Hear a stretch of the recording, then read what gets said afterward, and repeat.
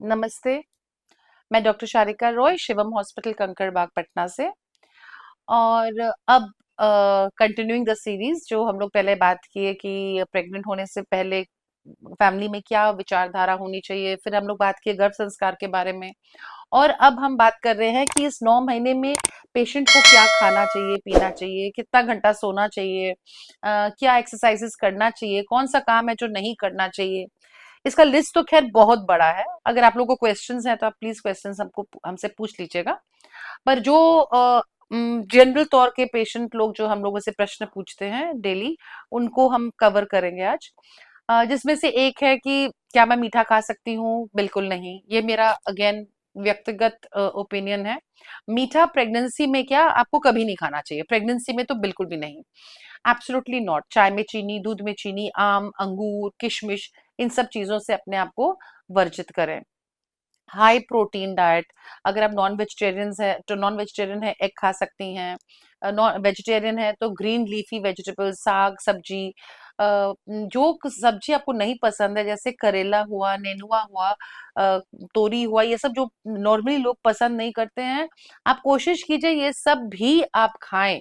क्योंकि आपके बच्चे का भी टेस्ट बड अभी डेवलप हो रहा है, तो आप ऐसे सब चीजें खाएं जो आप चाहेंगे कि आपकी कोई, अगर आप ही नहीं खाइएगा और आप एकदम चटपटा फोकचा चाट बर्गर पिज्जा खाइएगा 9 महीना जोमेटो से ऑर्डर कर करके, और आप सोचिएगा कि आपका बच्चा बाहर निकलेगा और वो बड़ा होकर मैगी नहीं खोजेगा। It's not possible, because you are grooming the child to become what he is going to be expose to. तो आप जिस तरह का खान-पीन अपना रखिएगा, आप ध्यान रखिए आपके बच्चे के टेस्ट बड्स वैसे ही डेवलप हो रहे हैं। बहुत सारे ऐसे बच्चे हैं जो सब कुछ खाते हैं, एंड अधिकांश ऐसे बच्चे हैं जो बहुत नखरेलू होते हैं। तो वो आपको डिसाइड करना है आप किस तरह का बच्चा अपने परिवार में लाना चाहती हैं।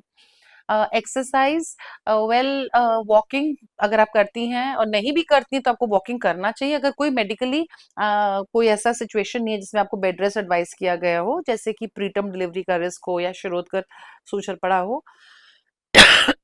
तो आपको जरूर 20 मिनट्स कम से कम वॉकिंग आपको करना चाहिए। जो भी back muscle exercise most important exercise है, मुझे लगता है पेरिनियल एक्सरसाइज, मतलब नीचे योनि के एरिया का एक्सरसाइज से बहुत ज्यादा इंपॉर्टेंट प्रेगनेंसी में होता है कमर का एक्सरसाइज करना। और हम लोग, अधिकांश लड़कियां बोलती हैं मुझे कि नहीं मैम हम तो बहुत एक्टिव हैं, हम तो घर का पूरा काम करते हैं मैम, हम झाड़ू पोछा बर्तन खाना बनाना सारा काम खुद करते हैं। That's very good. It is labour, it is not exercise. Exercise और लेबर में बहुत फर्क है। बिकॉज एक्सरसाइज में कंट्रोल्ड मूवमेंट होता है इन द राइट डायरेक्शन। तो वो बैक मसल एक्सरसाइज यूट्यूब में भी बहुत अच्छा दिया हुआ है। वो आपको जरूर जरूर जरूर करना चाहिए, जस्ट फॉर घड़ी देख के 10 मिनट, उसे ज्यादा की बिल्कुल जरूरत नहीं है। आपको हाई हील्स नहीं पहनना है क्योंकि वो आपके बैक के लिए एकदम बहुत घातक होगा। हील्स तो बिल्कुल भी नहीं। थ्रू आउट प्रेगनेंसी आपको फ्लैट फ्लैट चप्पल पहनना है, सॉफ्ट फ्लैट चप्पल पहनना है। कोशिश करना है कि टाइट कपड़े नहीं पहने। पेट में तेल शुरू से ही लगाइए, क्योंकि एक बार स्ट्रेच मार्क्स, वो जो फटता है पेट, एक एक बार चमड़ा फटने लगेगा, तब उसके बाद उसका कोई उपाय नहीं है। तो prevention is better than cure. तो वो चमड़ा नहीं फटे, उसके लिए आपको कोई ना कोई प्रयोग करना चाहिए। पानी खूब पीना चाहिए। अब लोग पूछता है कितना लीटर? वेल, गर्मी में ज्यादा, सर्दी में कम। गर्मी में you can go up to 5 to 6 litres also, अगर आप पी सकती हैं तो। नारियल पानी, लोग बोलता है सुबह शाम रोज पीना, नो। यू शुड हैव 3 नारियल पानी इन अ वीक। इतना नारियल पानी काफी होता है बच्चे के डेवलपमेंट के लिए। और 1 घंटा रेस्ट आफ्टरनून में अगर पॉसिबल है, वर्किंग विमेन के लिए शायद पॉसिबल नहीं होगा, पर कम से कम 7 घंटा कंटिन्यूअस स्लीप तो आपको लेना चाहिए। एंड एकदम पीसफुल स्लीप। ये नहीं कि रूम में टीवी चल रहा है, हस्बैंड टीवी देख रहे हैं, लाइट ऑन है, नॉइज हो रहा है।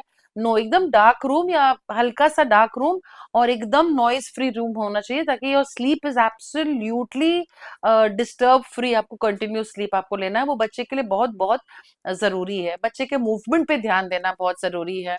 बच्चा नॉर्मली 5th मंथ में आपको वो मूवमेंट स्टार्ट होता है, एंड 15 बार एक दिन में चलना चाहिए बच्चे को।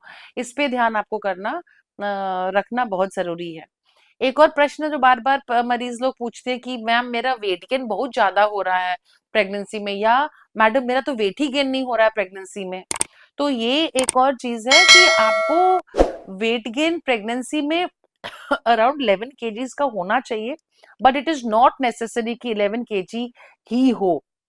बहुत महिला बहुत हेल्दी और अच्छा बच्चा पैदा करती हैं जिनका हार्डली वेट गेन हुआ है, और बहुत सारी ऐसी महिलाएं हैं जो बहुत ज्यादा वेट गेन की हैं और उनको एकदम चूहा जैसा छोटा बच्चा मिला है। पहले जमाने में वेट गेन का बहुत महत्व था क्योंकि उस समय अल्ट्रासाउंड नहीं था, and the only way we could understand कि पेट के अंदर जो बच्चा पल रहा है उसका वजन कितना है is by weighing the patient.